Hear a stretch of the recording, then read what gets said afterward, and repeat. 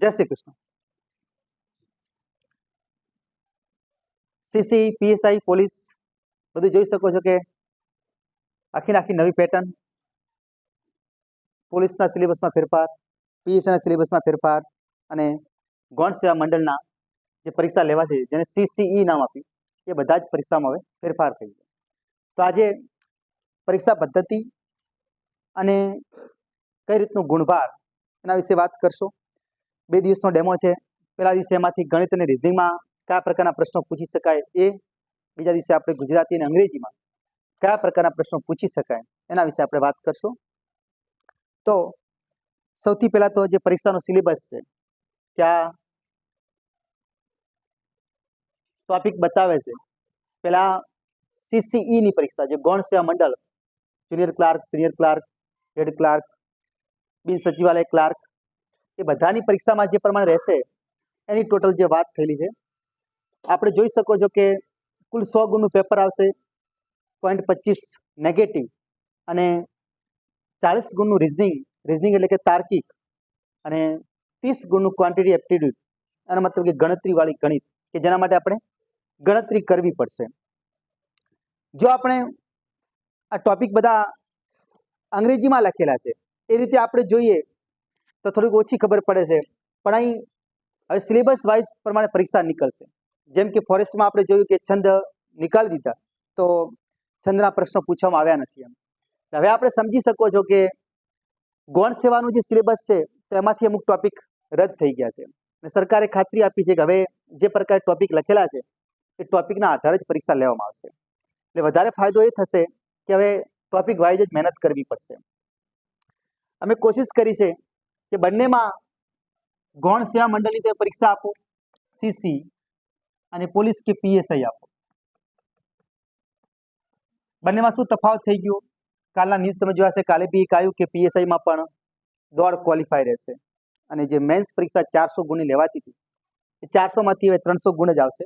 અને 300 ગુણમાં કહી દીધું 200 ગુણના વૈકલ્પિક પ્રશ્નો રહેશે અને 100 ગુણનું જ ખાલી ડિસ્ક્રિપ્ટિવ ટાઈપ એટલે વિસ્તારથી લખવાનું આવશે. એ પણ એક આપણે ફાયદો થાય, વજનનો વિકલ્પ નીકળી જશે. એ પણ એક અંદાજ મારવામાં આવ્યો છે જેમ પોલીસમાંથી નીકળતું એ પ્રમાણે. તો હવે મૂળ બંને પ્રકારની જે પરીક્ષા છે એમાં સૌથી વધારે ફોકસ કોણ રોકે છે? તો આપણે સીસીની જો પરીક્ષા જોઈએ તો આપણે જોયું કે 70 ગુણનું જ 70માં ભાગ પડે 40 અને 30. આ પહેલી પરીક્ષાની વાત છે, આની પ્રિલિમ્સ પરીક્ષામાં. મેન્સમાં પણ આપણે જોઈ શકો છો કે 40 ગુણનું ફોકસ રહેશે. પોલીસમાં આપણે જોયું તો 60 ગુણ કરી દીધા ગણિત રીઝનિંગ, 30 ને આપણે લઈને ધારીએ. એના મતલબ 40 તાર્કિક એટલે રીઝનિંગ, કે જેમાં ખાલી મગજથી જ આપણે જવાબ લાવવાનો હોય, પેન ના ઉપાડો, ગણતરી ના કરો, તે પ્રકારે સમજણ શક્તિ સાથે આવી જાય. ને આ 30 ગુણનું ગણતરી કરી શકાય કે થોડાક અંશે આપણે સૂત્રો જાણતા હો કે ગણતરી કરો તો આપણે જવાબ મળે. એટલે પહેલી પરીક્ષામાં સીસીઈમાં જે 100 ગુણનું પેપર છે એમાં 70 ગુણનું જ ખાલી ગણિત અને રીઝનિંગ છે, 15 અને 15 ગુણ. પહેલી પરીક્ષામાં ગૌણ સેવામાં કોઈ પણ પ્રકારનું જનરલ નોલેજ પૂછવામાં નહીં આવે. આ 15 ગુણમાં ખાલી ગુજરાતી અને 15 ગુણમાં ઇંગ્લિશ. આ પહેલી પરીક્ષાની પેટર્ન છે. ટાઈપ એ ટાઈપ બી આપણે જોઈ શકો છો, 2 ભાગ પડેલા છે અને બી, પણ બંને માટે કોમન પહેલી પરીક્ષા સમાન રહેશે. ખાલી ફરક એટલું પડ્યું છે કે આની જે પાર્ટ એ અને પાર્ટ બી બીજા ભાગમાં જે લેવાશે એમાં પહેલી પરીક્ષામાં એ પાર્ટ વાળું છે ને એમાં 350 ગુણની પરીક્ષા થઈ જાય, અને પાર્ટ બી જે છે તેમાં 200 ગુણનું વિકલ્પો જ આવશે. ખાલી આપણે આગળ પણ ઘણી બધી ચર્ચા કરી છે કે તમે એ પાર્ટમાં આવો છો તો એનો મતલબ કે હેડ ક્લાર્ક, સિનિયર ક્લાર્ક અથવા સચિવાલય ક્લાર્ક કે કલેક્ટર ઓફિસમાં તમે ક્લાર્ક બની શકો છો. એના સિવાય તમારે બનવું હોય બિન સચિવાલય ક્લાર્ક તો એનો મતલબ કે પાર્ટ બી માં આવો છો. એટલે જે વ્યક્તિ ફોર્મ ભર્યા ત્યારે પસંદગી કરી હતી કે આપણે બંને આપવાના, એ ને બી, કે માત્ર એ કે માત્ર બી, એવું વિકલ્પ આપણી સમક્ષ આવ્યું છે. એટલે 40 ગુણનું જે રીઝનિંગ છે ને, આ 200 ગુણનું જે વિકલ્પો આવે ને એમાં આવવાનું. આ 350 ગુણની જે મેન્સ લેખિત પરીક્ષા છે ને વિસ્તારથી લખવાનું, એમાં નહીં આવે. એમાં તો ખાલી કહી દીધું 100, 100 અને 150, 150 કરવા. 100 ગુણનું ગુજરાતી, 100 ગુણનું અંગ્રેજી, 150 ગુણનું જીએસ. સારી પોસ્ટ જોઈએ છે તો વિસ્તારથી લખતા તમારે શીખવું પડશે. ઓલરેડી આપણે એક ડેમો લેક્ચરમાં આગળ જે શીખવાડી ત્યારે સીસીની બહાર પડી ત્યારે બી આપણે શીખવાડી દીધું છે આની પેટર્ન આખી નાખી કે આમાં કયા પ્રકારનું રહેશે. આપણે આજે મૂળ ફોકસ પોલીસ ઉપર વધારે છે. તો બી આપણે કહીએ છીએ કે પહેલી પરીક્ષા સીસી માટે કોમન આવશે બધા માટે, જે ગૌણ સેવા મંડળની પરીક્ષા આપો છો ને તમને કહી દીધું છે કે એપ્રિલમાં લગભગ આ પરીક્ષા લેવાઈ જશે. ચોથા મહિનાના ટાર્ગેટથી આપણે ચાલવાનું. તો અત્યારે તો ટાર્ગેટ રાખીને ચાલતા હોય તો ખાલી ગુજરાતી, ગણિત અને રિઝનિંગ ઉપર ખાસ ઇંગ્લિશ ઉપર ફોકસ આપવાનું થાય તો પહેલી પરીક્ષા પાસ કરી શકાય. ત્યાં લખેલું પણ છે કે 7 ગણા ઉમેદવારોને બોલાવવામાં આવશે આમ બીજી પરીક્ષા આપવા માટે. એટલે એ બી આપણે ધ્યાન રાખવાનું, જેટલી સીટો છે એના 7 ગણામાં આપણે આવવું પડે. મેન્સ પરીક્ષાના જ માર્ક્સ ગણવાના છે, પહેલી પરીક્ષાના માર્ક્સ કોઈ ગણવાના નથી. અહીં તમે કેટલું સ્કોર કરો છો 350 માંથી અથવા 200 માંથી, તો એક મેન ફોકસ આના ઉપર રહેશે આપણું. અહીં પોલીસની નવી જે પેટર્ન બનાવી છે ના પેટર્ન સીસીમાં 1 કલાકનું જ પેપર રહેવાનું છે. 1 કલાકમાં તમે જોઈ શકો છો કે ગણતરી 70 ગુણનું ગણિત, રિઝનિંગ 15 ગુણનું, ગુજરાતી 15 ગુણનું, અંગ્રેજી પહેલી પરીક્ષા માટે છે. જ્યારે અહીં પોલીસમાં 200 ગુણનું પેપર કર્યું છે. 200 ગુણ અને કલાક સામે તમને 3 કલાક આપી દે. સમય અહીં પૂરતો છે. દરેક પ્રશ્નોનો 1 ગુણ રહેશે. ફોરેસ્ટની માફક નથી કે 100 પ્રશ્નો 200 ગુણ. અહીં 200 પ્રશ્ન રહેશે અને 200 ગુણ રહેશે. એમાંથી જ 60 ગુણ ગણિત અને રિઝનિંગ કહી દીધા છે. એ પણ આપણે યાદ રાખવું. બરાબર. બાકીનામાં 50 ગુણ, 20 ગુણ, જો આપણે સેક્શન વાઇઝ જાઓ તો એમાં પાર્ટ એ અને પાર્ટ બી કર્યું છે. તો 60 ગુણનું ગણિત રિઝનિંગ છે તો એની હંગાત 20 ગુણ એક્સ્ટ્રા ગુજરાતી કમ્પ્રેન્ઝન આપી દીધું. એનો મતલબ આપણે જે ચર્ચા કરશો તો કે ગુજરાતીમાં પેરેગ્રાફ આપેલો છે, પેરેગ્રાફમાં કઈ ભૂલ છે અથવા ફકરા ઉપરથી પ્રશ્નો છે એવું પણ પૂછી શકે. એમાં અલંકાર કે કોઈ બી સમાસ કે રૂઢિપ્રયોગ કે એનો પ્રયોગ કરવો તો કરી શકાશે. એટલે 20 ગુણનું ગુજરાતી આવશે. આજ દિન સુધી પહેલા ગુજરાતી પોલીસની પરીક્ષામાં પૂછાતું નહોતું, પણ હવે 20 ગુણ ગુજરાતીમાં એડ કર્યા છે. એટલે અહીં ફરજિયાત એવું લખ્યું છે કે પાર્ટ એ અને પાર્ટ બી. તો પાર્ટ એ પોલીસનો જે રહેવાનો છે, પેપર તો એક જ રહેવાનો છે પણ એમાં 2 ભાગ પાડેલા છે. 60 + 20 એટલે 80 ગુણનું પાર્ટ એ રહેશે. એમાંય તમારે 40% ગુણ ફરજિયાત લાવવા પડશે. એટલે આનો મતલબ થયો કે 80 ગુણના આપણે 40% કાઢો તો 32 ગુણ થાય છે. હવે ઘણાએ એ વહેમમાં ના રહેવું કે ફરજિયાત એવું કીધું છે કે 40% ગુણ લાવશો ને અમે 40% લાવશો પાસ થઈ જશો. ત્યાં મેરિટ બને છે. આપણે કહેતા હોય દોડના માર્ક્સ ગણાવવાના નથી. હવે હાઈટ ખાલી દેખવામાં આવશે, વજન દેખવામાં નહીં આવે. ભાઈઓ માટે હાઈટ 165, બહેનો માટે 155. ધ્યાન રાખીને ચાલો કે આપણે આની આસપાસ 158, 165 એની આસપાસ આવી જતા હોય તો કોઈ ફરક નથી પડતો. બરાબર. તો આ પહેલો પાર્ટ છે એ છે 80 ગુણ અને પાર્ટ બી છે આ એસટી કેટેગરીમાં 55 છે, ઓબીસી જનરલ 158. ધ્યાન રાખીને ચાલજો. ના 165, 162 પુરુષો માટે. પાર્ટ બી જે છે એ પાર્ટ બી 120 ગુણનો હશે. આમાં ખાસ યાદ રાખજો. ત્યાં 60 ગુણનું ગણિત, રિઝનિંગ ને 20 ગુણનું ગુજરાતી પાર્ટ એમાં. પાર્ટ બી 120 ગુણનું છે, એમાંય 40% ગુણ તમારે લાવવા પડશે ફરજિયાતપણે. બરાબર. તો આનો મતલબ એ થયો કે 120ના આપણે 40% ગણીએ તો 12 ચોક જાણી શકો છો કે 48 થાય છે. એટલે આમાંય તમારે 48 ગુણ લાવવા પડશે પાર્ટ બીમાં, પેલામાં 40 ગુણ લાવવા પડે, 32 ગુણ લાવવા પડશે. આ ધ્યાન રાખજો. તો અહીં હવે આપણે એમ થાય પાર્ટ બીમાં 120 ગુણમાં શું શું આવશે?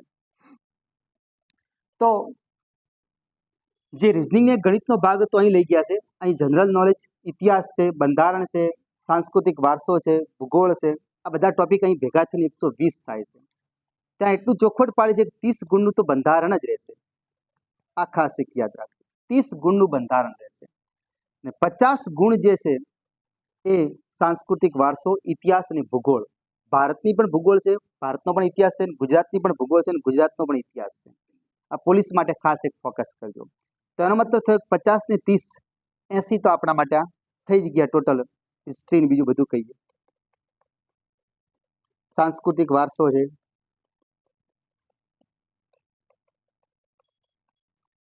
આ 80 ગુણ તરફ ફર્યા. હવે બીજું જે વધે છે કરંટ અફેર્સ અને ઇકોનોમિક્સ, સાયન્સ એન્ડ ટેકનોલોજી, આ બધા જ પ્રકારના ભેગા થઈ ને આપણે કહી શકો છો કે 120 ગુણ થવાના છે ટોટલ. એટલે આનો મતલબ એ થયો કે 120 ગુણમાં 48 ગુણ જે લાવવાના થાય છે એમાંથી મોસ્ટ તો તમે જોઈ શકો 30 ગુણ તો ખાલી બંધારણના થઈ જાય છે અને 50 ગુણ ઇતિહાસને આ બધું ભેગું થઈને થાય છે. તો ફાયદો વધારે એ થાય તમને કે ઇતિહાસ, બંધારણ અને સાંસ્કૃતિક વારસો તમે જાણો છો, થોડાક અંશે કરંટ, તો આરામથી પરીક્ષા પોલીસની પાસ કરી શકાય છે. ફાઇનલી મેરિટ બનશે 200 ગુણમાંથી તમે કેટલાય અટકે છે. ભલે લખ્યું છે એમને 40% ગુણ લાવવા જરૂરી છે બંને સેક્શનમાં, યુપીએસસીમાં લખેલું હોય છે કે 33% ગુણ પાસિંગ માટે જરૂરી છે, પણ ત્યાં મેરિટ બને છે. આપણે ધ્યાન કરવું. એટલે અહીં પણ મેરિટ બનશે, જેટલા વધારે વિદ્યાર્થીઓ પાસ થાય અને કેટલાય અટકે છે એના પ્રમાણે તમને કોઈ કાયદાનો પ્રશ્ન આ વખતે આવવાનો નથી. સાંસ્કૃતિક જે વારસો કહેવાય છે એના પ્રશ્નો થોડાક અંશે વધારે રહેશે, એ આપણે ગણી લેવું. હિસ્ટ્રીમાં એડ કર્યું છે એટલે, કારણ કે હિસ્ટ્રીનો જે ભાગ કહેવાય છે. મનોવિજ્ઞાન, સમાજશાસ્ત્ર નહીં આવે. એટલે એક જે વધારે ગુખણપટ્ટી કરવાવાળા જે સબ્જેક્ટ હતા એ આપણા સમક્ષથી નીકળી ગયા છે. એટલે મૂળ હવે તમે જોયું કે બંને પરીક્ષાની કમ્પેરિઝન કરો તો અહીં 70, 40, એટલે એનો મતલબ થાય કે 110 ગુણ તો સીસી ગૌણ સેવામાં ખાલી ગણિત અને રિઝનિંગ આપે છે. જ્યારે અહીં 200 ગુણનું પેપર જે હોય છે તો 60 ગુણ તો ખાલી ગણિત અને રિઝનિંગના છે. એટલે વધુમાં વધુ ફોકસ હવે ગણિત અને રિઝનિંગ પર કરો અને સ્પીડથી જવાબ. અહીં તમે જોયું કે કલાકની 60 મિનિટ જ હોય છે અને 60 મિનિટમાં તમારે 100 પ્રશ્નો એટેમ્પ્ટ કરવાના છે. પરીક્ષા ઓનલાઈન રહેશે તો કહી દીધું છે. એક આ ફાયદો થાય કે તમે જેટલી સ્પીડથી જવાબ લાવશો એટલો તમે વધારે પ્રશ્નો એટેમ્પ્ટ કરી શકશો, નહીં તો તમારે છોડી આવવું પડશે. અહીં પણ ટાઈમ પૂરતો છે, પણ અહીં તમને વિચારવા માટે સમય મળશે, પણ પછી એવું ના થાય કે ટાઈમ એમાં જતો રહે. અહીં વિધાનવાળા પ્રશ્નો હોઈ શકે છે કે કેટલા વિધાનો સાચા, ઇતિહાસ છે કે બંધારણ છે કે ભૂગોળ છે કે સાંસ્કૃતિક વારસામાં. તો આના પર પણ એક ફોકસ કરવું. રેડી? અમે હવે એવા પ્રશ્નો નીકાળ્યા છે કે પરીક્ષામાં પૂછવાની શક્યતાવાળા 20 પ્રશ્નો કે જે સિમ્પલ આ બંને પરીક્ષામાં કોમન રીતે પૂછી શકાય અને કઈ રીતે સરળતાથી જવાબ શોર્ટકટથી લાવી શકાય, એના વિશે અમે 20 પ્રશ્નો એવા બનાવ્યા છે કે જેથી તમે સરળતાથી પરીક્ષા પાસ કરી શકો છો. ધારો કે આ પ્રકારનો પ્રશ્ન પૂછાય આપણને, આ ગણિત રિઝનિંગ માટે છે કે એક વસ્તુને 270 રૂપિયામાં વેચવામાં આવે તો 10% ખોટ જાય છે, તો આ વસ્તુને કેટલી કિંમતે વેચીએ તો 20% નફો થાય. ચોપડીની રીત ખૂબ લાંબી હોય છે, ત્યાં આપણે ગણવા બેસીએ તો આપણે સમય થોડુંક વધારે જતું રહે, પણ થોડાક અંશે જો આપણે શોર્ટકટ વાપરીએ તો એવું થઈ શકે કે આ શું કહેવા માંગે છે. તો અહીં આપણે કીધું છે કે 270, 10% ખોટ જાય. 10% ખોટ જાય એનો મતલબ આપણે એવું વિચારવાનું કે 90% મળે છે, એ વિચારીને ચાલવાનું. 20% નફો જોઈએ છે તો આપણે 120% કરવાના છે. બસ આ બે વસ્તુ આપણે પકડાઈ ગઈ તો આપણે દાખલો સરળતાથી કરી શકશું. આનો મતલબ કે 90% એ 270 તો 120% એ કેટલા? કારણ કે આપણે વસ્તુને વેચવાની છે. પ્રશ્નને તમે સમજશો ને તો જ તમે જવાબ સરળતાથી લખી શકશો. એટલે પદ મૂકતા હોય આપણે ફાઈ ગયું કે 270માં વેચતા 10% ખોટ જાય, તો આપણે ઊંધું મૂકવાનું કે 90% જે છે 90% એ 270, આપણે 120% મેળવવા છે તો કે 120% એ કેટલા? રેડી? આ તો આપણે 2-3 વાર સમજો ત્યારે જ આ મૂકવાની જરૂર પડે, બાકી ડાયરેક્ટ પદ બની જાય 120% ઉપર 90 નીચે 270 ગુણાકારમાં. હવે આપણે એવું કરશો તો આ બેનો ગુણાકાર 120, 270 અને છેદમાં 90. 0 0 ઉડી જાય છે, આ 0 ઉડી ગયા. 9 તરી 27 થાય છે, 12 તરી 36, પાછળનો મીંડો છે, એનો મતલબ એ થયો 360 રૂપિયા. તો સરળતાથી જવાબ આપણે ટીક કરી શકો છો કે એક વસ્તુને 270 રૂપિયામાં વેચતા 10% ખોટ જાય તો આ વસ્તુને કેટલી કિંમતે વેચીએ તો 20% નફો થાય, તો 360 રૂપિયા જવાબ બની જાય. આવી ગયું છે? પરફેક્ટ આવી ગયું છે. તો આની સરળ રીત છે. બીજા પ્રશ્ન તરફ માર્કિંગ કરશું. આવા પ્રકારના દાખલા પણ હોય છે કેલેન્ડર ચેપ્ટરમાંથી કે ઉંમરના ચેપ્ટરને આધારે પૂછી શકાતું હોય છે. અહીં એવું કીધું છે કે મારો મોટો ભાઈ મારા કરતા 58 દિવસ મોટો છે. પ્રશ્ન સમજવામાં જ વાર લાગે છે આપણે. મારો મોટો ભાઈ મારા કરતા 58 દિવસ મોટો છે અને મારી બેન મારા ભાઈ કરતા 15 અઠવાડિયા મોટી છે. જો ત્યાં દિવસ આપ્યું છે, અહીં અઠવાડિયા આપ્યું છે, તો આપણે કાં તો બંનેને અઠવાડિયામાં ફેરવવા પડે કાં તો બંનેને દિવસોમાં ફેરવવા પડે. જો મારી બહેનનો જન્મ ગુરુવારે થયો હોય તો મારો જન્મ કયા વારે થયો? એટલે કેલેન્ડરના ચેપ્ટર પ્રમાણે, ઉંમરના દાખલા પ્રમાણે આપણે કેટલું ખબર હોવી જોઈએ લોજિક કે એક અઠવાડિયામાં 7 દિવસ આવે છે, તો અહીં આપણે એમ કીધું 15 અઠવાડિયા છે, તો 15 અઠવાડિયાનો મતલબ કે 7 દિવસ, 15 સીધા 105 દિવસ. અહીં સીધો આપણે બેનને વચ્ચેથી કાઢી તો ડાયરેક્ટ ભાઈ જોડે મળી જાય આપણે, કારણ કે ભાઈ કરતા બેન મોટી છે, તો 58 દિવસ એમાં ઉમેરી દો તો 58 દિવસ અને 15 અઠવાડિયા આ ટોટલ આપણે કરી દેવાનું. તો આ બેનો સરવાળો કર્યો તો 5 ને 8 13 વધી 1 6 ને 163. ફરી બોલું છું, અહીં કીધું છે કે મારો મોટો ભાઈ મારા કરતા 58 દિવસ મોટો છે, અને આ લોજિક દ્રષ્ટિ સાચું જ ના જ કહેવાય, કારણ કે પિતરાઈ ભાઈ હશે, બાકી સગો ભાઈ તો કઈ જ ના થાય.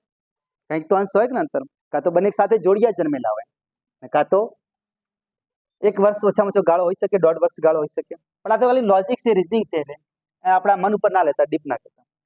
58 દિવસ મોટો છે, મારી બેન મારા ભાઈ કરતા 15 અઠવાડિયા મોટી છે. તો 15 અઠવાડિયા મોટી છે એનો મતલબ કે 105 દિવસ મોટી છે. એટલે આપણે ટોટલ મૂળ જ વિચારવાનું છે કે બેનને આપણે ધ્યાનમાં લઈને ચાલવાનું છે.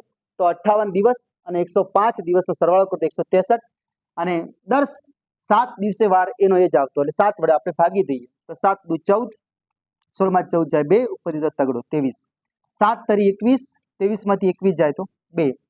તો બેનનો જન્મ જો ગુરુવારે થયો હોય અને આપણાથી મોટી હોય તો એનો મતલબ 2 શેષ વધી, તેમાં 2 વધારો તો એના પછી આપણો જન્મ થયેલો હોય. તો આના મતલબ ગુરુવાર હતું, 1 ઉમેરો, વળી 1 ઉમેરો, 1 ઉમેરો શુક્રવાર આવશે, બીજો ઉમેરો શનિવાર આવશે. તો ફાઇનલી જવાબ આ દાખલામાં શનિવાર બને છે. લગભગ આવી ગયો છે શનિવાર બધા. એટલે આવો દાખલો કોઈ પણ પૂછાય તો વિચારી અને ફટાફટ જવાબ આપણે સ્પીડથી કરી શકો છો. નેક્સ્ટ દાખલો છે ત્રીજા નંબરનો પ્રશ્ન એવું કીધું છે કે 100 ગુણના પેપરમાં 90 ગુણ મેળવવાની સંભાવના કેટલી? આ દાખલા ઘણી વખત પૂછાતા હોય, ધોરણ 10 નો દાખલો છે, એસએસસી ની પરીક્ષામાં પણ આવા દાખલા આવતા હોય છે. તો અહીં આપણે કીધું છે પહેલા તો ખબર હોય કે સંભાવનાની વ્યાખ્યા શું. તો સંભાવનાની વ્યાખ્યા છે શક્ય પરિણામ ભાગ્યા કુલ પરિણામ. તો કુલ કેટલા લેવા? તો પેપર 100 ગુણનું છે, તો એનો મતલબ થયો 100 તો 1 પણ આવી શકે, 2 પણ આવી શકે, 3 ને 100 માંથી 100 પણ આવી શકે, પણ સામે સંભાવના એ પણ છે કે 0 પણ આવી શકે. એટલે કુલ સંભાવના કેટલી થઈ, કુલ પરિણામ કેટલા થયા? તો 101 થઈ ગયા. અને 1 થી 100 સુધીમાં જાઓ તો 90 ગુણ મેળવવાની સંભાવના કીધી. એટલે એનો મતલબ 90 આવે કેટલી વખત? તો 1 વખત આવે. તો જે વિકલ્પમાં 1 ભાગ્યા 101 હોય ટીક કરી શકાય. એનો મતલબ થયો કે બી વિકલ્પ આપણો ફાઇનલી આન્સર છે, 1 ભાગ્યા 101. ફરી બોલું છું, સંભાવનાની વ્યાખ્યા છે કે શક્ય પરિણામ ભાગ્યા કુલ પરિણામ. તો કુલ કેવી રીતે મળે? તો 100 ગુણનું પેપર છે, જો 50 ગુણનું કીધું હોત તો આપણે 51 લેત, કારણ કે 0 પણ ગણાય, 0 બી આવી શકે. એટલે કુલ સભ્યો થઈ ગયા અહીં 101. અને 90 કેટલી વખત આવે છે? 1 થી 100 માં જાઓ તો 1 જ વખત આવે, એટલે 1 ભાગ્યા 101. કોઈ રકમ 12% લેખે સાદા વ્યાજે કેટલા વર્ષમાં બમણી થાય? આ સાદા વ્યાજનો દાખલો છે. તો આ રીતે દાખલો કોઈ પણ પૂછાય, કાં તો તમને વર્ષ પૂછે ને કાં તો ટકા પૂછે. બસ આટલું યાદ રાખવાનું, કાં તો વર્ષ પૂછે ને કાં તો ટકા પૂછે. આ બેમાં એકબીજાના ઊંધા જ છેદમાં આવતા હોય. જો વર્ષ પૂછે તો એટલું યાદ રાખવાનું, જેટલા ગણી કે -1 ગુણ્યા 100 કરી દેવાનું. અને જો વર્ષ પૂછે તો છેદમાં ટકા આવે. અને જો ટકા પૂછે તો બસ આટલું યાદ રાખવાનું, ઉપરનું સૂત્ર સેમ ટુ સેમ, જેટલા ગણી કરવી -1 ગુણ્યા 100 છેદમાં ટકા અહીં આપેલા છે, આપણે વર્ષ મૂકી દેવા, દાખલો સોલ્વ થઈ જાય. રેડી? આનો મતલબ પૂછ્યું છે આપણે કે કેટલા વર્ષમાં બમણી, તો વર્ષ વાળું સૂત્ર. કેટલા ગણી કીધું છે તો કે બમણી, તો બમણીનો મતલબ થાય 2 ગણી. અહીં મૂકી દો બમણી એટલે 2 ગણી, એમાંથી 1 કાઢી દો ને ગુણ્યા 100 કરો, છેદમાં ટકા કેટલા આપેલા? 12% આપેલા. 2 માંથી 1 જાય તો 1 ગુણ્યા 100 એટલે 100, 100 ભાગ્યા 12 કરો. ઉડાડતા ના આવડે તો સીધો હિસાબ છે, બંનેના બેકી સંખ્યા તો અડધા કરતા જવાનું. 100 ના અડધા 50, 12 ના અડધા 6. હજુ આગળ જાઓ 50 ના અડધા 25 થાય અને 6 ના અડધા 3 થાય. આનો મતલબ કે હવે આપણે ઉડાડીએ તો 3 અઠા 24 થાય અને 1 વધ્યું છે 8.1/3% આપણે કહી શકીએ. આ રીતેનો જવાબ સરળતાથી બની શકે છે. બરાબર? તો કોઈ રકમ 12% લેખે સાદા વ્યાજે કેટલા વર્ષમાં? તો 8 વર્ષ અને 1/3, એનો મતલબ કે 8 વર્ષ અને 12 વડે ગુણી દો તો 3 ચોક 12, 4 મહિના થાય. એક્ઝેક્ટ તમારે જવાબ લાવવો હોય તો 8 વર્ષ અને 4 મહિનામાં બમણી થઈ જશે, કારણ કે 1/3 ઉપર છે, એનો મતલબ એને 12 વડે ગુણવા પડે, 12 મહિના, તો 3 ચોક 12 થાય, એટલે 4 માસ. 8 વર્ષ અને 4 માસ એનો જવાબ આવે. આ રીતે દાખલો સરળતાથી કરી શકાય, કારણ કે 1 વર્ષના 12 મહિના હોય ને ઉપર જે પોઈન્ટ આવે અપૂર્ણાંક આવે ને વર્ષમાં ફેરવું હોય મહિનામાં તો ગુણ્યા 12 કરી દેવાનું, તો સરળતાથી જવાબ બની જાય 8 વર્ષ અને 4 માસ. નેક્સ્ટ દાખલો છે પાંચમો. 5.1/4 વિરોધીની વ્યસ્ત સંખ્યા કઈ બને? આ હોય દાખલા સિમ્પલ, પણ એક એક માર્ક્સ આપણે અપાવતા હોય છે. તો સૌથી પહેલા આ અપૂર્ણાંકને એક વિષમ સંખ્યા બનાવી. 5 આ મિશ્ર સંખ્યામાં આપેલી છે એટલે આપણે અપૂર્ણાંક ફેરવી દેશો. 5 ચોક 20, 20 ને 21, 21 ભાગ્યા 4. આપણે કોઈ સંખ્યાને એડ નથી કરી, જે સંખ્યા આપેલી છે એના કપડા ચેન્જ કર્યા કહેવાય, એનું સ્વરૂપ આપણે ચેન્જ કર્યું. બાકી હે તો આની જ કે 5 ચોક 20 અને આ ઉપર 1 છે તો 1 ઉપર ઉમેરી દેવાના, નીચે છેદની સંખ્યા છેદમાં જ. હવે આપણે એમ કીધું ના વિરોધીની વ્યસ્ત, તો પહેલા વિરોધી કરો તો ધન સંખ્યાઓની વિરોધી ઋણ થાય 21 ભાગ્યા 4. અને પછી કીધું વ્યસ્ત કરો, વ્યસ્ત એટલે ઉલટાઈ દેવાની, અંશ છેદ ચેન્જ થઈ જાય. તો આનું વ્યસ્ત કરો તો આનો મતલબ એ થાય 4 ઉપર જાય 21 નીચે આવે, અને માઇનસ છે તો માઇનસ તો રહેશે. તો 5.1/4 વિરોધીની વ્યસ્ત સંખ્યા કઈ થાય? તો વિરોધી થાય -21 ભાગ્યા 4 અને વ્યસ્ત કરો તો 4 ઉપર 21 નીચે. આ રીતે સરળતાથી જવાબ ટીક કરી શકાય. અહીંયા મેં ટ્રાય એવો જ કર્યો છે કે મોટા ભાગે ચેપ્ટરમાંથી એક પ્રશ્ન એક દાખલો ઉપાડવાની કોશિશ કરી, જે તમને એવું બતાવી શકે કે આવા પ્રકારના પ્રશ્નો હવે આપણે પરીક્ષામાં પૂછ્યા છે પહેલી પરીક્ષામાં. તો આ રીતે તમે મહેનત કરો અને સરળતાથી ટીક કરો તો ગુણ પૂરા મેળવી શકો છો. અહીંયા આપણે શ્રેણી આપી છે કે 2, 6, 12, 20, 30 એના પછી કઈ સંખ્યા આવી શકે? તો શ્રેણીમાં 60 કરતાં પણ વધારે લોજિક લાગે છે, પણ અહીં સૌથી પહેલું લોજિક છે તફાવત વાળો હોય કે 2 ને 6, 12 ને 6, 20 ને 12, 30 ને 20, આની આગળ કઈ સંખ્યા આવશે? તો અહીં જોઈ શકાય છે કે 2 માં 4 ઉમેરો ત્યારે 6 થાય, ને 6 માં 6 ઉમેરો ત્યારે 12 થાય, 12 માં 8 ઉમેરો ત્યારે 20 થાય, ને 20 માં 10 ઉમેરો ત્યારે 30 થાય. તો એક સીધો લોજિક બની ગયો કે હવે 4 ઉમેર્યા, 6 ઉમેર્યા, 8 ઉમેર્યા, 10 ઉમેર્યા, તો હવે કેટલા ઉમેરવાની જરૂર પડશે? 12. તો 30 ને 12 કેટલા થાય? 42. તો આપણો જવાબ બની ગયો સિમ્પલ કે 42. જવાબ ટીક કરી શકાય 42. રેડી? 7 નંબરનો પ્રશ્ન છે. જો P જેમ Q ની વેલ્યુ 8/15 હોય, Q જેમ R ની કિંમત 3/2 હોય, તો P જેમ Q જેમ R કેવી રીતે મળી શકે? તો સરળમાં સરળ રીત આ છે, 3 લાઈનસર લખી દો, P જેમ Q જેમ R. બરાબર? આપણે શોધવાનું જે કહ્યું છે લાઈનસર લખી દીધા. અહીં P જેમ Q ની કિંમત આપી છે 8/15, તો 8 અને 15 લખી દીધા. Q અને R, Q 2 વખત આવ્યું છે એટલે Q ની R ની કિંમત 3/2 છે, 3 નીચે લખી દેવાના, 2 અહીં લખી દેવાના. બસ. હવે જે જગ્યાએ ખૂટે છે આ 15 ખસીને આ બાજુ આવી જશે, 3 ખસીને આ બાજુ આવી જશે. રેડી? તો 8 તરી 24 થાય, ગુણાકાર કરી દેવાનો. 15 તરી 45 થાય અને 15 દુ 30 થાય છે. એનો અર્થ થયો કે બે બેકી સંખ્યા છે ને એક એકી સંખ્યા છે, તો 2 વડે ભાગ ના ચાલે તો આપણે 3 વડે ભાગ ચલાવી દેવાનો. તો 24 ને 3 વડે ભાગો એટલે 8 આવે, 45 ને 3 વડે ભાગો એનો મતલબ કે 15 આવે, અને 30 ને 3 વડે ભાગો એટલે 10 આવે.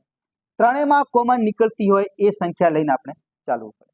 તો ફાઇનલી જવાબ આપણું બને છે 8/15/10. તો આ રીતે P જેમ Q જેમ R આપણે શોધી શકો છો.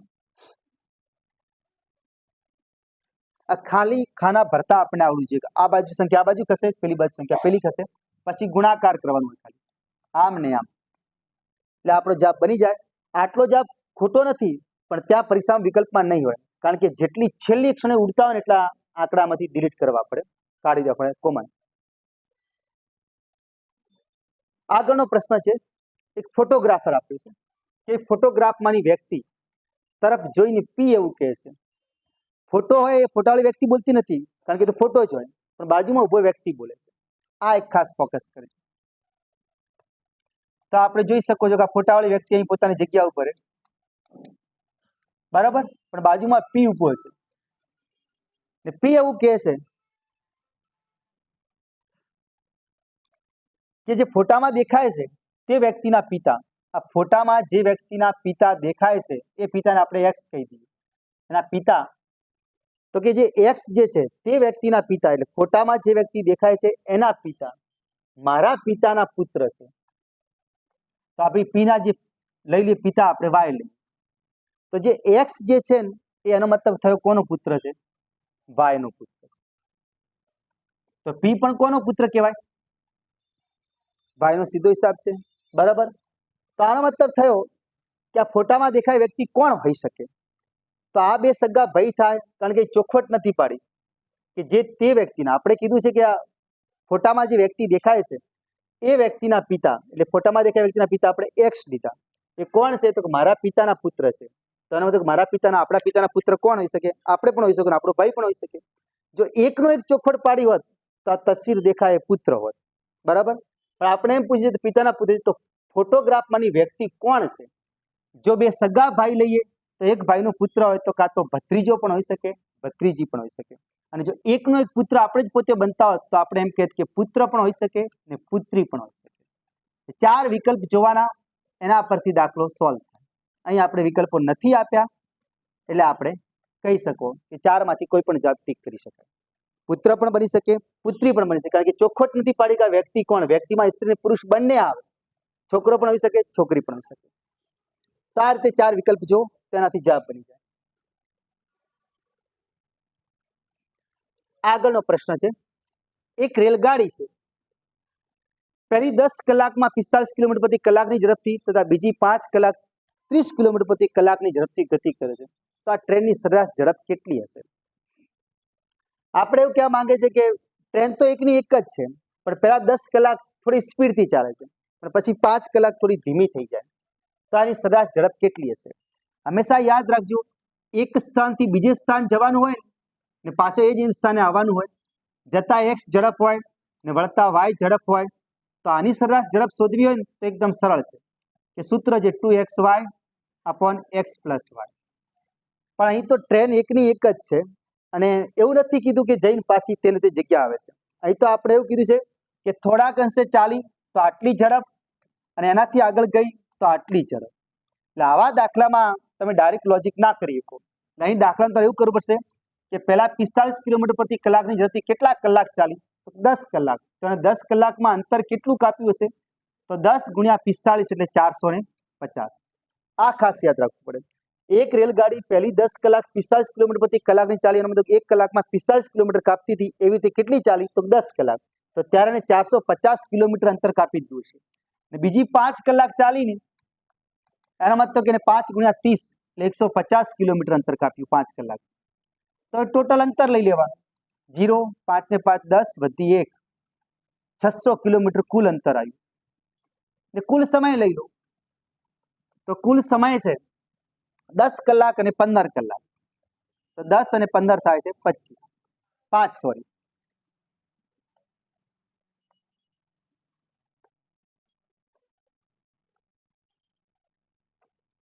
પહેલી 10 કલાક છે બીજી 5 કલાક છે, તો 10 ને 5 15 થાય છે.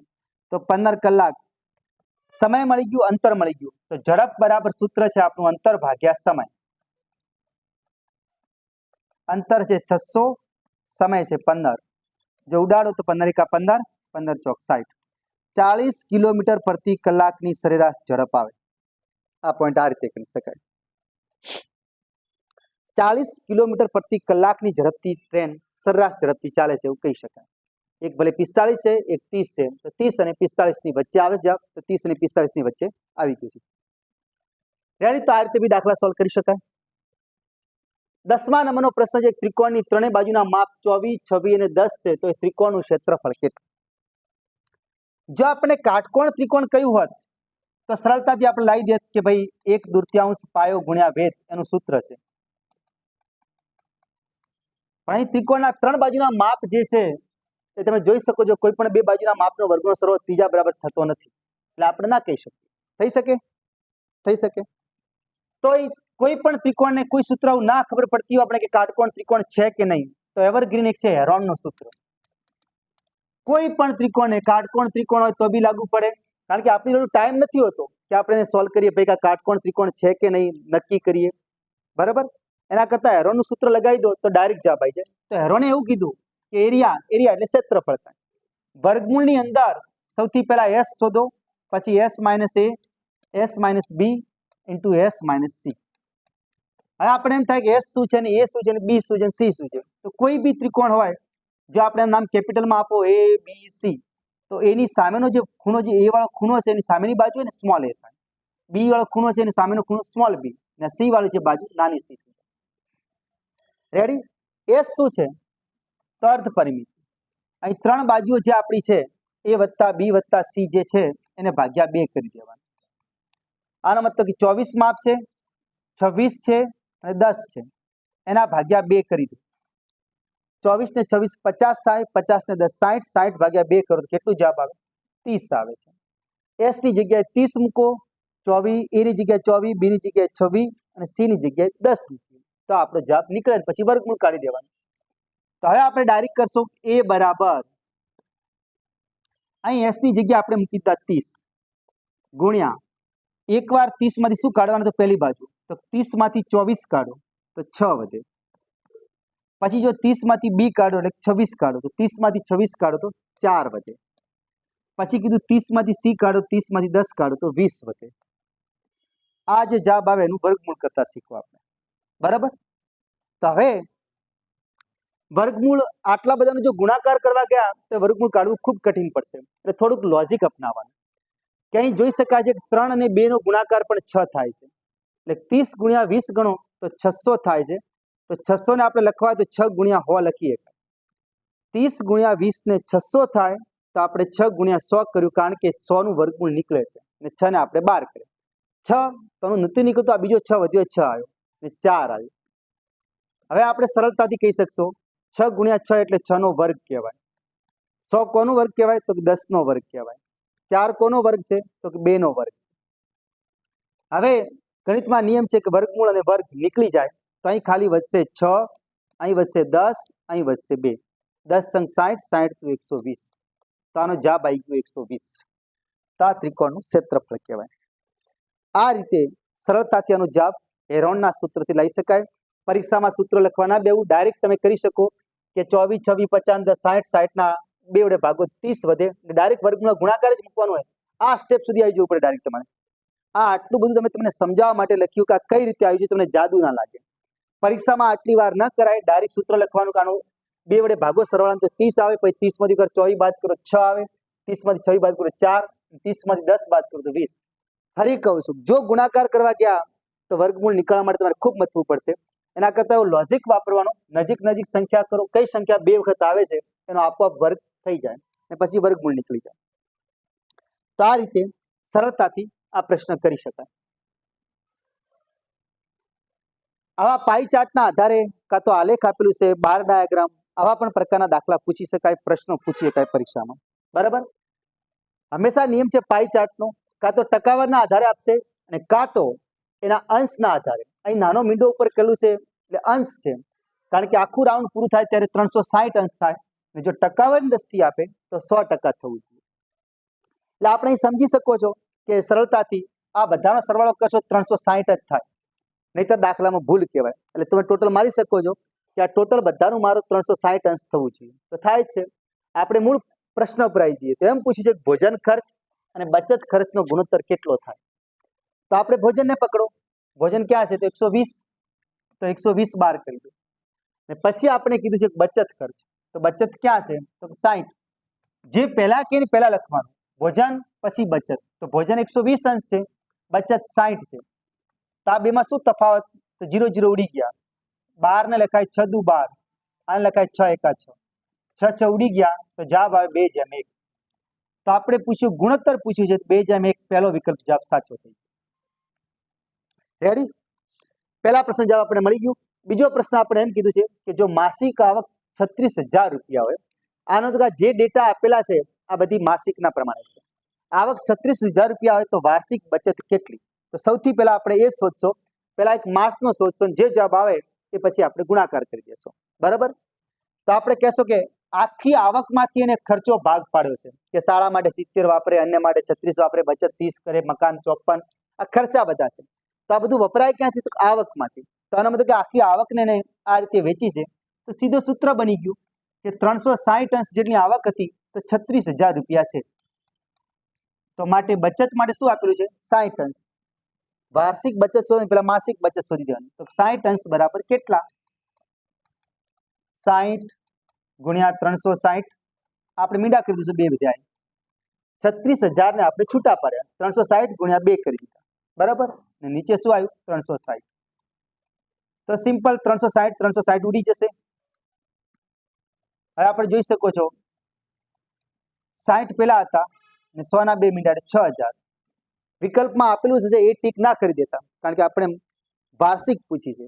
આ તો એક મંથની 6000 રૂપિયા આવી. 12 મહિનાના કે તો 12 છંગ 72, 72000 રૂપિયા વિકલ્પમાં હોય તો જોઈ શકાય છે. તો 72000 રૂપિયા છે. જવાબ આ રીતે ટીક થઈ શકે. રેડી? પરીક્ષામાં આવું ના આવડે તો બે વિકલ્પ તો અમે બહાર કાઢતા આવડે, કારણ કે 12 મહિનાની પૂછી એટલે 12 ના ગુણક વાળી કોઈ સંખ્યા હોય, કારણ કે પોઈન્ટમાં કોઈ જવાબ છે નહીં. એટલે હવે વિચાર થયું 72000 ને 60000. એ પ્રમાણે પણ તમે કરી શકો. બે માટે જવાબ વિચારવાનું થાય 72000. નેક્સ્ટ પ્રશ્ન છે 0.004 નું વર્ગમૂળ શું થાય? તો આપણે હમણાં જ વાત કરી કે 100 નું વર્ગમૂળ કેટલું થાય? 100 નું વર્ગમૂળ થાય 10. એનો મતલબ એક મીંડો ઉડી જાય. બે મીંડા હોય તો એક મીંડો ઉડી જાય.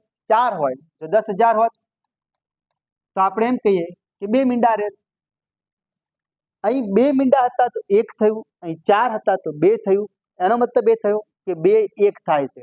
અહીં 0.004 છે.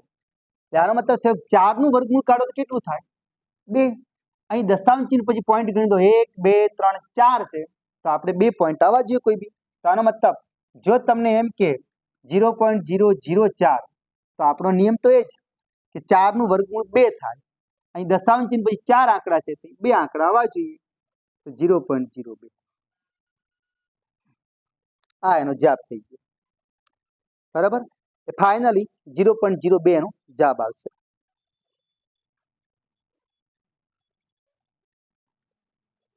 તાર્કિક પ્રશ્નો છે. કેટલાક કાગળો પેન છે, બધી પેન્સિલો પેન છે. હવે આપણે એવું પૂછે છે કેટલીક પેન પેન્સિલ છે, તારણ આપેલા છે, તો કેટલીક પેન કાગળ છે. ઉપર જે વિધાન આપેલું છે એના માટે કયા તારણો શક્ય બની શકે એવું આપણે કીધું છે. તો આવો પ્રશ્ન સોલ્વ કરવા માટે હંમેશા ફરજિયાત પહેલા વેન ડાયાગ્રામ બનાવી દેવાનો. આ આપણે કેટલાક કાગળો પેન છે તો આપણે કેટલાક કાગળોને પેન બનાવી. આ આપણે કાગળ રાખ્યું, આ આપણે પેન રાખ્યું. બરાબર? પહેલો કીધું કેટલાક કાગળો પેન છે, બધા કાગળો પેન નથી કીધું, એટલે કેટલાક કીધું એટલે આપણે થોડા ઘણા લીધા. હવે આપણે એમ કહે છે કે બધી પેન્સિલો પેન છે, એટલે કે પેન્સિલો જે છે ને બધી પેનમાં સમાયેલી છે. તો અહીં પણ દોરી શકાય. કોઈ કે મારે આગળ લઈ જવું તો આગળ લઈ જઈ શકાય, કારણ કે આપણે તો ખાલી એટલું કે પેન્સિલ વાળો ભાગ છે ને પેનની અંદર આવવો જોઈએ. બસ આટલો યાદ રાખવાનો. અહીં પણ દોરી શકાય, અહીં પણ દોરી શકાય. હવે આપણે તારણ કીધા છે કેટલીક પેન પેન્સિલ છે.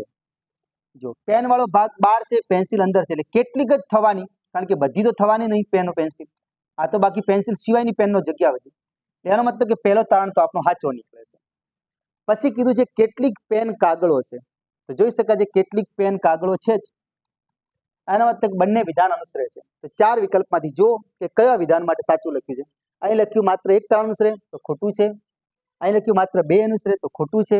અહીં લખ્યું હોય 1 અને 2 તારણ બંને અનુસરે છે. સી વિકલ્પ આપણે જવાબ. બરાબર? આ રીતે આ પ્રશ્ન એવા સોલ્વ કરી શકાય. વેન ડાયાગ્રામ બનાવી દેવાનું, વેન આકૃતિ બનાવશો એટલે એકદમ સરળ રહેશે. આગળનો પ્રશ્ન છે બે સંખ્યાનો ગુણોત્તર 3:4 છે. જો તેમનો લસા 120 હોય તો બંને સંખ્યાનો સરવાળો કેટલો થાય? બે ચેપ્ટર ખૂબ પૂછાય લસા અને ગુસા વાળો જે ભાગ છે, લસા કાઢો અને ગુસા કાઢો. જો આપણે બંને કીધું તો શું કરત? તો બી લખીએ. ગુણોત્તર વાળો કોઈ પણ દાખલો પૂછે ને એની પાળે x મૂકી દેવાનો. તો આને ગણવાના 3x અને બીજી ગણવાની સંખ્યા 4. બે સંખ્યાઓ કીધી છે તો પહેલી 3 અને બીજી 4, તો x તો આપણે ગુણોત્તરમાં મૂકો જ છો પાછળ. એક સંખ્યા આ થઈ ગઈ, બીજી સંખ્યા આ થઈ. હવે લસા આપણે આપેલો છે, આપણે લસામાં ટ્રાય કરીને જો ગુસા કીધું તો શું આવે એ બી કરવું થાય, પણ પહેલા લસા માટે કરીએ. લસા કોઈ પણ બે સંખ્યાનો શું થાય? તો પહેલા તો બંનેમાં જે કોમન હોય લઈ લેવી પડે. તો પહેલા બે સંખ્યાનો લસા લઈ કોમન શું છે? તો બંનેમાં x છે, તો x મૂકી દઈએ. હવે જે કોમન નથી એ સંખ્યાઓ લખવી પડે, કારણ કે લસામાં તો જે વધે સંખ્યા લખવી પડે. તો અહીં વધે છે તગડો, અહીં વધે છે ચોગડો. બરાબર? પણ લસા તમને આપી જ દો છે, કેટલો છે? 120. તો 120 મૂકી દો. x એમના એમ 3 ચોક 12. એનો મતલબ કે x ગુણ્યા 12 થઈ ગયા. આપણે તો x ની કિંમત શોધવી છે. તો હવે આપણે x ની કિંમત શોધવા x ને પોતાની જગ્યા ઉપર રાખશો, 12 ને છેદમાં લઈ જશો. 120 છેદમાં 12. તો આ 12 દાન 120 થાય છે, અને મતલબ કે x ની કિંમત 10 થઈ. તો પહેલી અને બીજી સંખ્યા પણ આપણને મળી જાય. x ની જગ્યાએ 10 લખી દો, પણ 10 જોડે લખશો 310 થઈ જશે. આ બંને વચ્ચે સંબંધ ગુણાકારનો કહેવાય. તો પહેલી છે 3 ગુણ્યા 10 એટલે 30, બીજી સંખ્યા છે 4 ગુણ્યા 10 એટલે 40. આપણે પૂછ્યું છે કે બે સંખ્યાનો સરવાળો કેટલો થાય, તો સરવાળો કરો 30 અને 40 નો 70 છે કોઈ વિકલ્પમાં? 4 વિકલ્પમાં 70 હોય આપણો જવાબ, તો કે પહેલો જ વિકલ્પ છે, ટીક કરી શકે. બરાબર. હવે જો આ જ દાખલામાં આપણે એમ કીધું ને કે ગુસા આપેલો છે સમથિંગ, તો બે સંખ્યાઓ કઈ બને? તો ગુસા કેમ? તો ખાલી ફરક એટલો બંનેમાં કોમન હોય સંખ્યા લેવાની. તો આપણે x ની જગ્યાએ x જ દે, 3 ને 4 કોમન ના આવત તો 120 જે ગુસા આપ્યું હોત ને તો x બરાબર 120 મૂકત. તો એક રકમ બને x ની જગ્યાએ 120 મૂકવાથી 12 તરી 36 360, બીજી બને 120 અહીં મૂકો તો 12 ચોક 48 એટલે 480. પછી બેનો સરવાળો કરવાનો. ગુસા પૂછે તો બંનેમાં કોમન હોય એ લેવાની, લસા પૂછે તો બંનેમાં કોમન હોય એ લેવાની, અને વધે અંક પણ લેવાની. તો આ રીતે સરળતાથી જવાબ ટીક કરી શકાય. આ 14 નંબરનો પ્રશ્ન.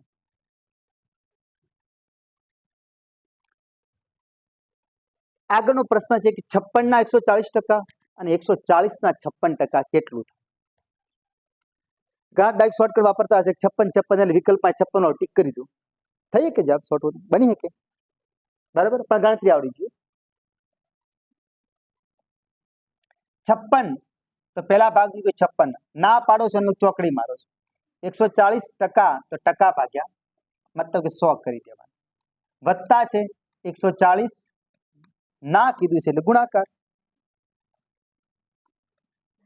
56%, ટકા એટલે 100 વડે ભાગી. બંને જગ્યાએ સંખ્યા કોમન છે કે આવું જ છે ને આવું જ છે. x વત્તા x એટલે 2x થાય. એનો અર્થ કે એકવાર લખો તોય ફરક ના પડે, મીંડા ઉડાડવા હોય તોય લખીએ કાંઈ, એક વાર લખો તોય કોઈ ફરક ના પડે, કારણ કે ix છે ને ix x વત્તા x એટલે 2x થાય. બરાબર. તો 2 એકવાર મૂકી દો સંખ્યા જે છે 56 ગુણ્યા 140 ભાગ્યા 100. 0 0 ઉડી ગયા.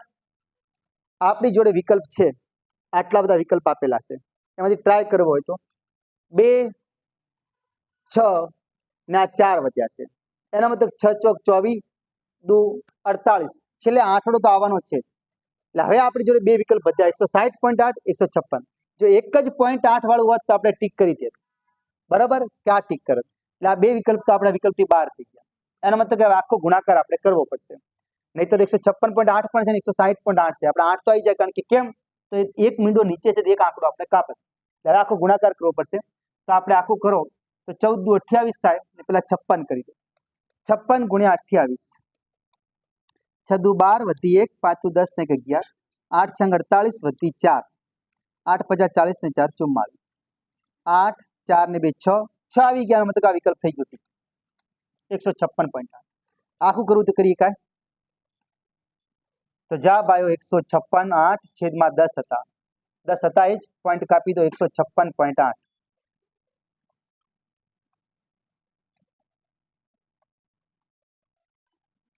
તો આ રીતે સરળતાથી જવાબ ટીક કરી શકાય. 156.8 નો જવાબ ટીક થઈ શકે.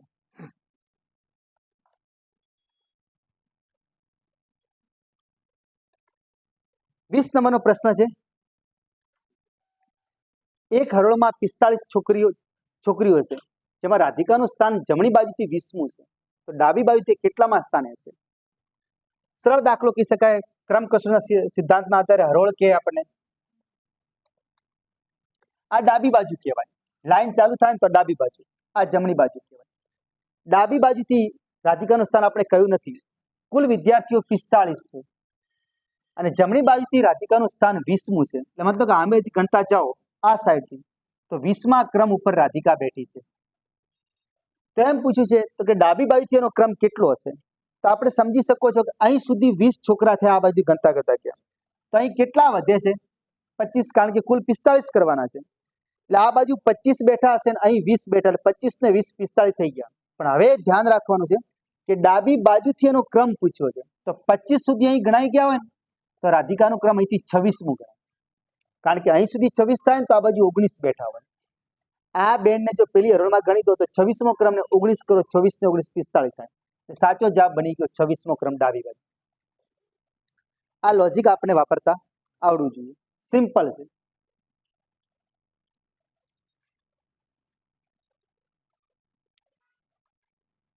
એમાં ખાનાવાળા દાખલા બી આપણે બાર ડાયાગ્રામ કે ચોકડી કે ત્રિકોણ કે ચોરસ કેવા આપેલા હોય, એમાં સંખ્યાનો કંઈક ને કંઈક રેશિયો ચાલતો હોય, એ બી આપણે ધ્યાન કરવું કે કઈ રીતે જવાબ મૂકી શકાય. તો જે નિયમ વાપરો એ બધી જ હરોળ કે બધા જ સ્તંભને લાગુ પડતો હોય.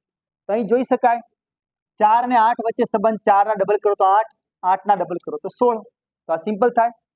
32 ના ડબલ કરો 64, 64 ના ડબલ કરો તો 128 થાય. બરાબર. હવે આપણે એમ થયું છે કે હવે અહીં કઈ સંખ્યાના ડબલ 512 થાય, કારણ કે 512 ના ડબલ 1024 થાય છે. 4 વિકલ્પો જોઈ લેવાના, 12 કરવાના છે. 25 દુ 50, 6 દુ 12, 256 આપણો જવાબ ઠીક થઈ. તો આ રીતે સરળતાથી કઈ સંખ્યાના બમણા, એનાથી બમણા, એનાથી બમણા આપણે કરી શકીએ. રેડી? તો આ રીતે પણ સરળતાથી ટીક કરી શકાય.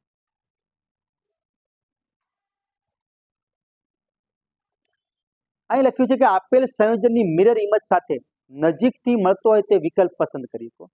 અહીં તમે ખુદ જોઈ શકો છો કે જે લખાણ લખાઈ ગયું ને મિરરથી લખાઈ ગયું, એટલે એવી તમને અસર લાગતી હશે. અહીં શબ્દો આપણો જે ઇફેક્ટિવ, બરાબર, ઇફેક્ટિવ શબ્દ બંધ બેસતો કઈ રીતે મિરર એટલે કાચમાં જુઓ તો એમાંથી ચોથા વિકલ્પમાંથી 4 વિકલ્પમાંથી કયો વિકલ્પ સાચો દેખાય? તો પહેલા તો આપણે યાદ રાખવું પડે કે અહીં મિરરની અસર કીધી, આપણે શબ્દ આપ્યો છે ઇફેક્ટિવ.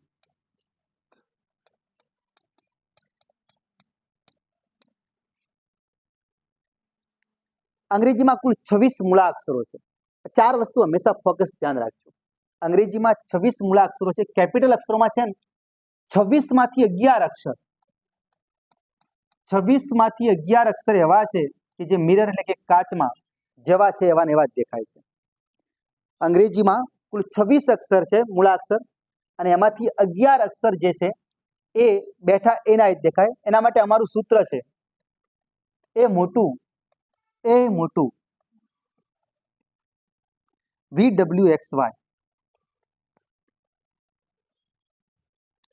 આ તમે સરળતાથી કહી શકો છો કે જોઈ શકાય છે 1 2 3 4 5 6 7 8 9 10 11. પહેલી એબીસીડીના જે મૂળાક્ષર છે કેપિટલ અક્ષર, એનું સૂત્ર છે એ મોટું VWXY. તો આ કાચના મિરરમાં જેવા છે એવાના એવા જ દેખાશે. બરાબર.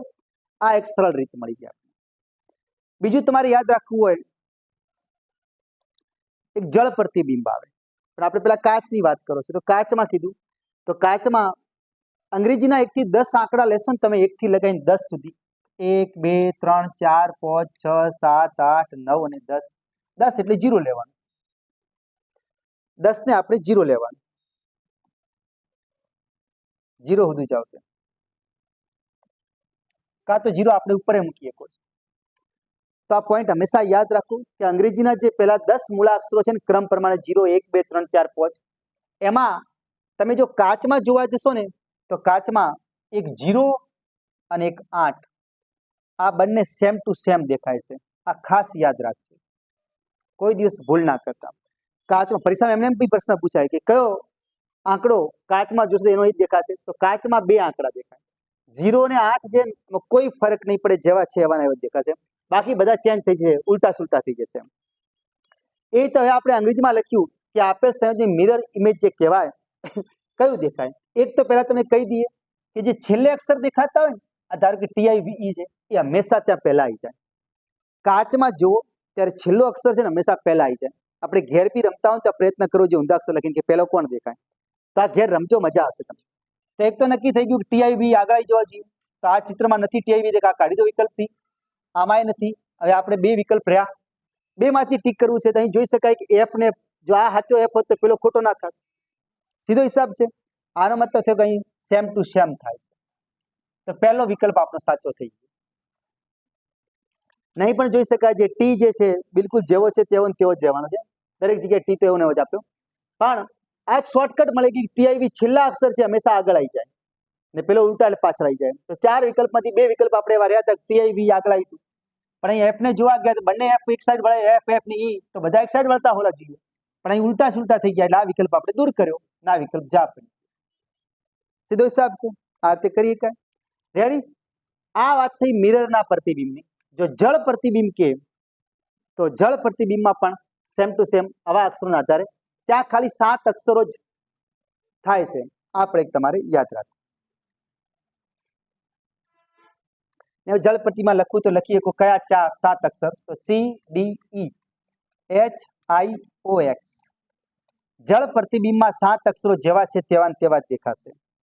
પાણીના પ્રતિબિંબમાં જુઓ તો અહીં કીધું તમને કાચના પ્રતિબિંબમાં 11 અક્ષરના જ દેખાય, પાણીના પ્રતિબિંબમાં દેખો તો 7 અક્ષરોના જ દેખાય, કાચના પ્રતિબિંબમાં દેખો તો ખાલી 0 ને 8 સેમ ટુ સેમ દેખાય, અને જો પાણીના પ્રતિબિંબમાં જુઓ તો એકમાત્ર આંકડો 0 જે છે એનો જ દેખાય, બાકી ઉલટા સુલટા થઈ જાય. પાણીમાં કે તો આંકડામાં ખાલી 0 જ એક દેખાશે સેમ ટુ સેમ. તો આ બધી મુદ્દા, આ બધા વાતો યાદ રાખવી, પરીક્ષામાં તમને સરળતાથી જવાબ ફિક્સ થઈ શકે.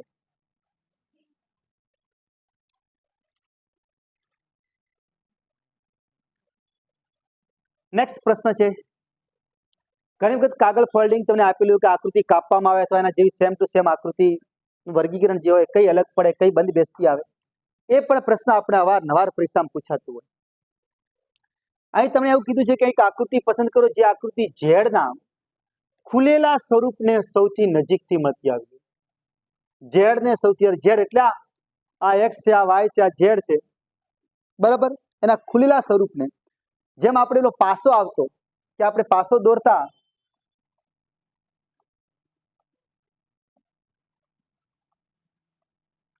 પાસાને આપણે ખોલતા એક બાજુથી કે બે બાજુથી કે આવું આપણે જોતા કે કયા પ્રકારની આકૃતિ મળે, એ બી આપણે ઘણી વખત માર્કિંગ કરેલું કે એક આ બાજુ જતો હશે, એક આ બાજુ જતો હશે, એવું આપણે મળતું આકાર એકના એક, બરાબર. પાસાને ખોલો તે રીતે 6 બાજુનો પાસો જે રહેતો, તો આપણે ખોલતા ફોલ્ડિંગ કરતા એ રીતે કયો ભાગ કઈ બાજુ જતો, ત્રિકોણની વાત કરી છે. એટલે ત્રિકોણમાં તમને એવું કીધું નાનો એક ત્રિકોણ તમને અહીં આપેલો છે, એક ગોળાકાર આપેલો છે વર્તુળ. તો આ ત્રિકોણની 4 આકૃતિ જે છે વિકલ્પમાં તો અહીં જોઈ શકાય છે કે ઝેડનો ખુલેલો ભાગ જો ખોલીએ તો કઈ રીતે બને. તો હવે આ ફોલ્ડિંગ થયેલું છે તો 4 વિકલ્પ ખોલીએ તો એનો મતલબ કે આ ત્રિકોણ ને વર્તુળ, આ ત્રિકોણ ને વર્તુળ, અહીં પણ ત્રિકોણ ને વર્તુળ, અહીં પણ ત્રિકોણ ને વર્તુળ, પણ આપણે 3 બાજુ છે, પણ આ 2 બાજુ અહીં ભેગી થાય અને ખોલીએ તો અહીં 4 મીંડા થઈ જશે. એક તો સીધો હિસાબ થયો 4 વર્તુળ આવવા જોઈએ, તો 4 વર્તુળ હોય, વિચાર કરશો, 2 વિકલ્પ રહ્યા આપણી જોડે.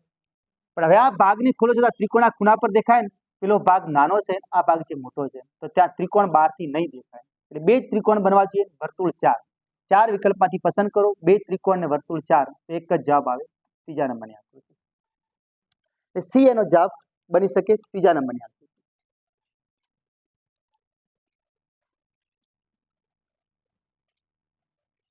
વીસ નંબરનો પ્રશ્ન છે, નીચેનામાંથી કઈ આકૃતિ સ્ત્રી, માતા અને એન્જિનિયર વચ્ચેનો શ્રેષ્ઠ સંબંધ બતાવે છે? 3 વસ્તુને આપણે ભેગી કરવાની છે, સ્ત્રી પણ હોવી જોઈએ, માતા પણ હોવી જોઈએ અને એન્જિનિયર પણ હોવું જોઈએ. એક તો એ નક્કી જ છે કે સ્ત્રી હોય એ જ માતા બની શકે, બરાબર, અને માતા બધી સ્ત્રી જ હોય એ પણ સિમ્પલ છે, કારણ કે દરેક માતા સ્ત્રી જ કહેવાશે. પણ હવે ટેકનોલોજીનો યુગ છે તો પુરુષોય માતા બને છે, બાળકને જન્મ આપે છે. એટલે આ તો આપણે એવું લઈને ચાલો સતયુગની વાત છે, કળયુગની વાત નથી, સતયુગ પ્રમાણે ચાલવું પડશે. એટલે એક તો સીધો હિસાબ થઈ ગયો, દરેક માતા સ્ત્રી છે જ, બરાબર. એટલે માતા વાળો ખાનો સ્ત્રીમાં સમાયેલો હોવો જોઈએ, એ આપણે નક્કી થઈ ગયું, બરાબર. હવે તમે કહેશો કે માતાઓ સ્ત્રી હોય તો એકનો એક થાય, તો બધી માતાઓ સ્ત્રી હોય કે બધી સ્ત્રી માતા હોય, આ પહેલા વિચારજો. આ સીધો હિસાબ છે, દરેક માતા સ્ત્રી છે જ, દરેક માતા સ્ત્રી છે જ, પણ એવું ના કહીએ કે દરેક સ્ત્રી માતા જ છે તો કુંવારી છોકરીઓ ક્યાં જાય? આ સીધો હિસાબ છે. આ સાચું હોય કે દરેક માતા સ્ત્રી છે, પણ દરેક સ્ત્રી માતા છે ના કહીએ કાંઈ, આ આપણા મગજમાં આવું છે, આ વિધાન ખોટું થઈ જાય. હવે વાત રહી એન્જિનિયર, એવું તો કઈ છે જ નહીં કે એન્જિનિયર સ્ત્રી જ બની શકે, પુરુષો પણ બની શકે, સીધો હિસાબ છે કે નહીં. એટલે એ તો નક્કી થઈ ગયું કે બધા એન્જિનિયર કોઈ સ્ત્રીમાં સમાયેલા નહીં. તો એવી 3 આકૃતિનો મેચ થતો જોવાનું, 4 વિકલ્પો છે, ઊંધાથી ચાલતા જાઓ. જો અહીંથી પકડીએ તો કદાચ આપણે નાનો ખાનો માતાનો લઈએ, માતા બધી સ્ત્રીઓ છે અને બધા સ્ત્રીઓ એન્જિનિયર છે, એવું તો શક્ય જ નથી. કોઈ એકબીજામાં સમાયેલું હોવું જ ન જોઈએ, કારણ કે આપણો આ વિકલ્પ ખોટો પડી ગયો, એટલે આનંદ પિક્ચરથી બહાર કાઢી. અહીં ત્રણ જે આકૃતિ બતાવી, ત્રણે અલગ અલગ, ધારો કે આને માતા લઈએ, આને સ્ત્રી લઈએ, નાને એન્જિનિયર લઈએ, તો એવું તો બની જ ના શકે, કારણ કે એન્જિનિયર તો સ્ત્રી પણ બને છે ને કોઈક માતા જે બાળકને જન્મ આપેલું છે એવી માતા પણ એન્જિનિયર હોઈ શકે, એટલે ત્રણ તો અલગ તો આવી જ ના શકે. પહેલો તો આપણો આ વિધાન એવો પકડો કે દરેક માતા સ્ત્રી છે, માતા સ્ત્રીમાં સમાયેલી જોવી. આ વિકલ્પ પર આયા. જો માતા અને સ્ત્રી અલગ લઈએ ને એન્જિનિયર મોટું લઈએ, કે માતા એન્જિનિયર છે ને સ્ત્રી એન્જિનિયર છે, તો એ નહીં ચાલે, કારણ કે આ વિકલ્પ બી ખોટો પડી જાય. એન્જિનિયર તો પુરુષ પણ આવી શકે. હવે આના પર આવીએ. જો આપણે માતાવાળો ભાગ નાનો લઈએ, દરેક માતા સ્ત્રી છે તો સ્ત્રીમાં સમાયેલી જ છે માતા, અને એન્જિનિયર આ ભાગ લઈએ આપણે, તો આનો મતલબ જે ભાગ વધ્યો ત્યાં પુરુષો હશે એન્જિનિયર, આટલા ભાગમાં તો સ્ત્રીઓ છે કુંવારી છોકરીઓ, આટલા ભાગમાં એનો મતલબ માતા બનેલી પણ એન્જિનિયર હશે. કોઈ બધી જ માતાઓ એન્જિનિયર નથી, અમુક માતાઓ નથી પણ એન્જિનિયર બની, ગૃહિણી પણ છે. તો આ રીતે ત્રણ વચ્ચેનો સંબંધ જે બતાવે છે આ આકૃતિ ટીક કરી શકાય. થોડાક અંશે તમને કીધું કે લોજિકલ રીઝનિંગ એ આપણી સમજણ શક્તિ માંગે છે, થોડાક અંશે આપણે વ્યવહારિક જ્ઞાન હોવું જોઈએ. પછી આવું ડાયરેક્ટ ઊંધા લોજિક નહીં દોડાવવાના, બધી સ્ત્રીઓ માતા છે, માતાઓ બધી સ્ત્રીઓ છે, આવું ના કરી શકો તમે.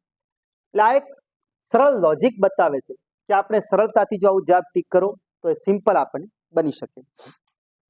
તો 20 પ્રશ્નો કઈ રીતે ગણિત અને રીઝનિંગના પૂછી શકાય એવો અમે પ્રયત્ન કર્યો છે. આવતીકાલનો જે ડેમો લેક્ચર છે એમાં તમને બતાવશો કે ગુજરાતી અને અંગ્રેજીના પ્રશ્નો પરીક્ષામાં કઈ રીતે પૂછી શકાય. પોલીસમાં તો ગુજરાતી આવવાનું છે, સીસીઈમાં તો ગુજરાતી અને અંગ્રેજી બંને આવવાનું છે, પોલીસમાં અંગ્રેજી નહીં આવે. એટલે ક્યારે એક એવા 10-12 પ્રશ્નો આપણે લોજિકથી બતાવશો, ત્યાં પેરેગ્રાફ આપેલું હોય અથવા કોઈ પેરેગ્રાફ પરથી પ્રશ્નો હોય, ઇંગ્લિશમાં શું પ્રકારનું પૂછી શકાય એની આપણે વાતચીત કરશો. તો આ રીતે ખાસ એક ધ્યાન રાખવું. અને જેને ટાર્ગેટ છે કે મારે પોલીસ કે સીસી કોઈ બી એક પરીક્ષા અથવા બંનેમાં જવું છે, તો અત્યારથી મહેનત કરવી જરૂરી છે, કારણ કે પરીક્ષા ટૂંકા સમયમાં થઈ જ જવાની છે. એટલે જે લોકો દોડ ના કરતા હોય, દોડના ક્વોલિફાય માર્ક્સ છે, એટલે વધારે પડતું ના દોડવું. પહેલા હતું કે જેમ જેટલા સ્પીડથી દોડશો એટલા માર્ક્સ વધુ મળશે, પણ હવે એવું નથી, ખાલી ક્વોલિફાય છે. એટલે ખોટો ઘણો ટાઈમ પણ વેસ્ટ ના કરવો. તો આ બાબતો બધી ધ્યાનમાં રાખવી. આ હતી પહેલા દિવસનો ડેમો લેક્ચર પેપર સ્ટાઇલ. ફરી મળશું કાલે. જય હિન્દ, જય ભારત.